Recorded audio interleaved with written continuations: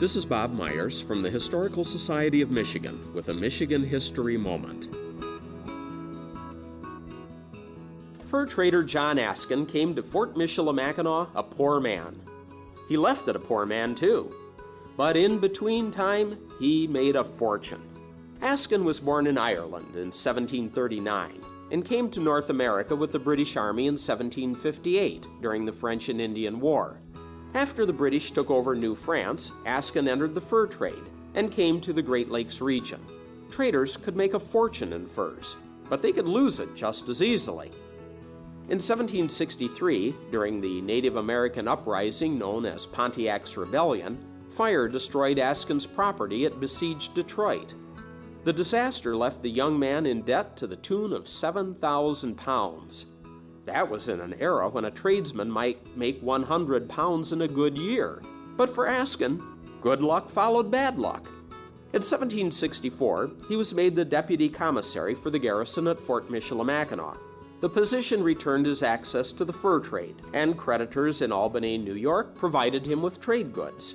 Askin was back in business. He established a depot at Grand Portage in present-day Minnesota and a blacksmith shop at Fort Michilimackinac. He married a Native American woman, which helped establish valuable kinship ties and kept expanding his trade.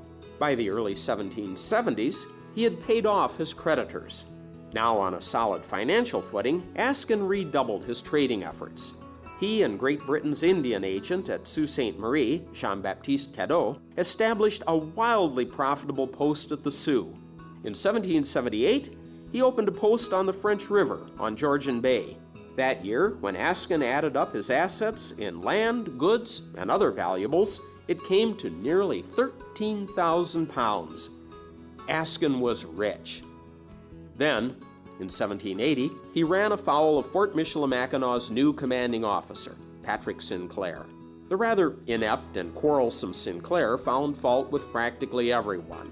He not only dismissed Askin as fort commissary, but also forced him to pay a 4,000-pound bond and destroyed his post on the French River. Askin was broke. Again. But Askin's life was full of ups and downs. He rebuilt his fur trade and engaged in land speculation. And when he died in 1815 in Sandwich, Canada, John Askin was a wealthy man. Again. This Michigan History Moment was brought to you by MichiganHistoryMagazine.org.